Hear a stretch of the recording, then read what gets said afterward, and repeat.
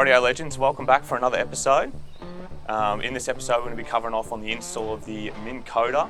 We've taken the time just to chuck together a few points. Reason why, before purchasing this, it's a lot of money to throw at another device, especially when you've already thrown a bit of cash towards your vessel and you just wanted to get out there and do some fishing. But I have found that the Minn Kota is definitely a game changer. And I say that because it has just increased our level of fishing, whether we're spearing or just catching live bait or just spot locking on that secret bommy that everyone has in their sounder. We're going to jump into where we got it and why we waited out. We're going to talk about the batteries, all fabrication from the welding to the painting and to wiring it all up. So we're going to jump into the details. We're going to run you through that. We're going to show you how we did it, the most cost-effective way that we found. Purchase of the Minn Kota itself, we jumped into the Minn Kota Terrova, Riptide. It's part of the Riptide range. The bigger pounds for the boat. Although Minn Kota's website does state that you could possibly get away with the 80-pound, but all their testing for the viewers out there that haven't done a little bit of digging around yet, they do test their boats on a flat lake, and it doesn't take into account tide conditions, wind, and whether you've got a cabin or you don't, and all that good stuff. So I did go the bigger model. It was a little bit more expensive, but well worth it. I will chuck up a link to their website for the fitting instructions so that you know. So jump onto the link above if you want to find out a little bit more about measuring it up. And yeah, so we jumped on and we got the Minn Kota off Davo's Tackle online. We're here in Noosa, Sunshine Coast, Queensland. It was our closest store. You can purchase them through BLA. I think they're one of the only providers for Australian viewers on getting those. They do battery packs and that can be worth you money. They generally will chuck in that BLA battery. We purchased the Minn Kota for $4,700. We'll jump in now into batteries. We purchased our batteries from Aussie Batteries here on Sunshine Coast. They are a Australian-owned business, family operated. They do make some of their batteries overseas, I believe. However, the lithiums that we did purchase were made in Australia. They do come with a 5-year warranty. We did get the 170 amp lithium batteries, just the normal reg size. They do some slim lines that might be a little bit more practical to some people with some tight compartments in the front of their boat, or if they want to off stagger the weight, depending on how you want to set it up. But in the Staby here, we just chucked them straight in. We built a little box up, made to fit. It was tight fitting them in, but we'll show you that in a little bit. The reason why we went lithiums over AGM purely was just the weight.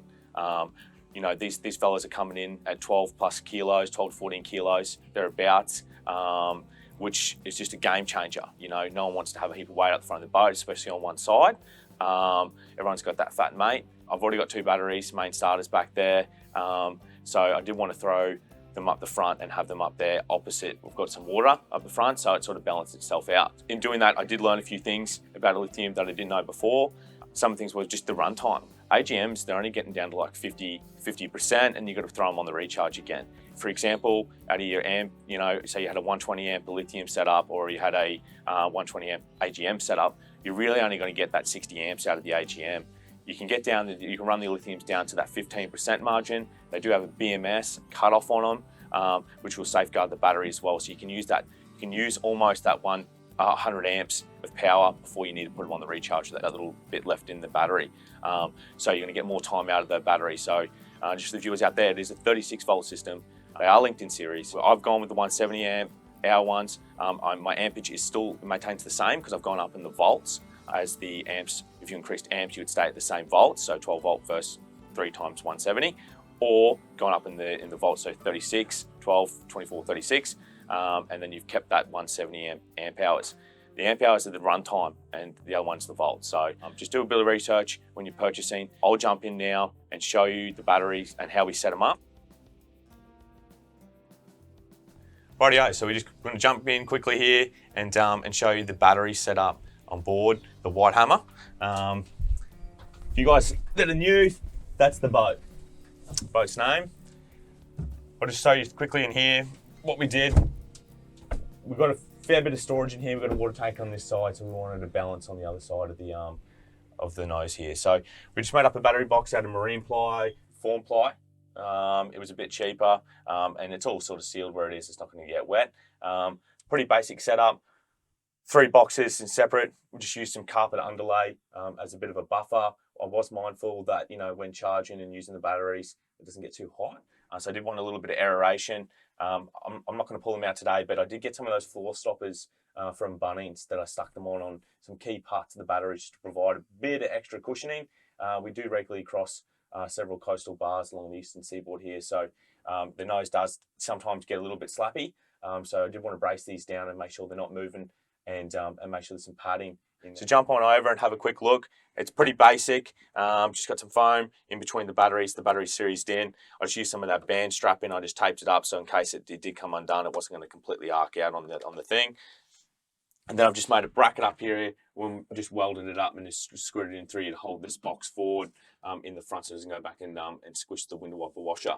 Just got a relay on the side of it here as required, and that just kills it and isolates those batteries off in series. They are all Bluetooth, so I checked all the levels online, just on the app. It's a BMS smart app, and it just shows your live feed. You can just click into the series, and it'll give you an exact percentage of where your batteries are at. So yeah, not much to it. A few little design tips. I'll throw up a few photos. I think this all costed all up under $100 to make up the battery frame and the box, and they're all off the floor and they're all level, and that's the key bit, is getting those level. There is a few tips on wiring from front to back and all that good stuff, but that's all in the manufacturer's specs. I just labeled them BAT 1, 2, and 3, and just noted in there that it is a 36-volt system. In case someone was a bit unfamiliar with the vessel, then they'd be able to see that it is 36-volt. I'm not going to go plugging anything on there that wasn't 36-volt compatible. Yeah, so this is just the little carpet underlay. You get under any carpet floor in your house. Pretty cheap per meter. A lot of jobs, you can get them off from some tradies that are doing renos. Easy to get, and yeah, it's worked good. I just carved out the boxes so they got no movement in there at all. They're well and truly in there, and a little bit of wiring on that side there. I don't know if you can see that, but that's where all the business end is, and I just shaped it, but that'll be all in the photos anyway, that we'll throw up a little bit after this. That just lives under there. The runtime, we've just spent 3 days up in Capricornia Cays, which is off Gladstone, exploring, fishing, spearing, having a good time with a few of the boys. We've jumped in and tried the Minn Kota in all sorts of conditions. Weather was not favourable. We had a few squalls. It's coming into summer. It is cyclone season, and it is picking up with a few random weather patterns, but we're all getting used to those flood events now on the eastern seaboard. So fishing wide is the go. We've tested the Minn Kota around the rocks in some rough conditions, 20 plus knots. We've tested it in full moon, tide, out wide, and it has performed. We are definitely happy with the purchase, and overall, the amount it's changed our fishing and our style of fishing, and increased our catch rate. Just a good bit of kit, and we're not damaging and anchoring on the reef as well. So that's a big thing. Being a Spiro, we do see a lot of plate coral flipped, when you're just chucking in the electric and running that instead of, dropping a hard anchor. And it also keeps those sharks away a little bit. We found, because they did get used to the old tink, tink, tink, tink, tink of the anchor, we fish on average, 6+ hours a day in variable conditions, from, up to 20 knots at one point, all the way down to sort of 5 knots glass out. Tide was pretty consistent. It was on that full cycle. We did have a bit of run in the water. It was working around some of the inshore rocks. We had the batteries fully charged before we went. Check them through the online app. We'll jump up a quick video shortly of how that works and what sort of features are in the app and what to expect. Out of the usage though, we only used 25% of the batteries over those 3 days. So over the 3 in total, drawing at once, we only used 25%. So in rights, we still had another 50% before that BMS would have been looking at sort of shutting it down, which is plenty. I think, from everyone who come along, we didn't really want to do any more fishing. We were too busy drinking beers and cooking on the beach. But expect the runtime. It does say maximum draw 50 amps per hour at full speed in the manual. I've not seen anywhere near that. We're averaging sort of 5 to 7, if not a little bit, even a bit less per hour while she's on spot lock. So to the viewers out there that want to know a little bit about what size batteries to go, that's the 170 amp lithium from Aussie Batteries. And that's what that's what we expected out of them. The BLA ones, I think they're running 120 amp lithiums or 100 amp lithiums even in their 36 volt range. So, but we went the 3 lithiums, 12 volt ones, and we've linked them in series. The reason why is we can pull one out. We can chuck it in the car when you go up, down up the beach. Power the fridge. There's a number of uses you can use them for. That's the reason why we wanted the separate ones, instead of just going a single slog 36 volt and only having it dedicated for the Minn Kota, because there isn't many 36 volt systems out there. So the reason why we went 12 is so we can use them multi-purpose on other trips. Something to consider as well. Just want to talk quickly about how we wired it up. We just tucked it all through the anchor well here. Pretty easy to do. Kept it obviously out of the way of the anchor chain. The boat, obviously, we modified the nose of the vessel with the coupled plates, which will be stenciled out as some thick cardboard. Easiest way to do it, we stenciled them out on the cardboard, cut them out. We just dropped the stencil into the local laser works place, and they just laser cut the sheets out of 10 mil plate aluminium. Probably the best way to do it. You can, obviously, many of you, we did everything here ourselves, including bending the rails with the pipe bending we hired from Kennards. We can chuck up in a video as well how we did that. We might even throw a few clips of that in here, just a few photos to show you on how we did that off here and just slung it down. Bloody heavy thing that was. Did everything from welding to painting to wiring to mounting it all right here in the garden, including the stencils. This foam matting just jumped off eBay. I've used it before on the back of the boat. It's been excellent. Good reviews there. It's quite cheap and affordable. Bracket wise, standard. This bracket's made by Railblazer. It's a New Zealand based company. They make really good plastic connection parts for kayaks and boats and for sounders and everything. And it just clips around and mounts that fella onto that clip there, and that holds that away from moving and banging around when you're under sail. They are all interchangeable, so any fishing rod holders with Railblazer, you can just pop and change, from cup holders to sounders to GoPro mounts to your fishing rod holders. They just all pop into lock with the switch, little click switch there. So fantastic design. Would definitely recommend them. Minn Kota side of the house, excellent as well. No complaints there. We'll jump down now and just show you a little bit from underneath about how we went about fabricating this and just overall design. You might like a few little additions that we've done that we haven't seen out there before, we'll jump into the cost as well of what it costs to mount this onto the boat.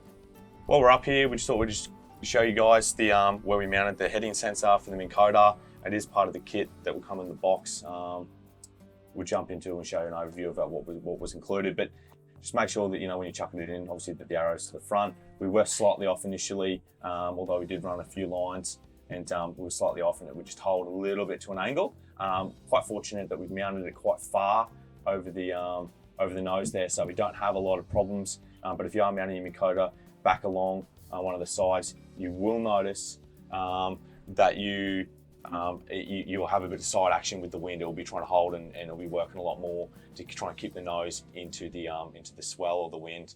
So yeah, definitely make sure she's spot on. The further forward you go, the less of that you're going to have. Cool. So we just jumped up the front just to show you guys what we did here. This was the original anchor spout on the boat there for the drum there. So that's all factory stuff there, but we just added a plate in, which we got laser cut and we stenciled out with the thick cardboard. And then we got that local laser works place to do these pieces as well with Staby Craft laser cut in there. You can get anything cut in there. It was pretty affordable, cost $400. We did a mirror image side, so we can have a bit of a casting platform up the front for on the reef, casting those stick baits and those poppers. Because we didn't really have that option before at the stern of the vessel. And so yeah, just wanted to increase our capability there, catching some GT and some other top water species. So yeah, we did a mirror image side. We bent the rails. They originally used to come down into here. We popped them down and they hold that up there, and then we just welded all this up through here, and we put a little tube in here just to hold the anchor, the wiring for the navigation lights.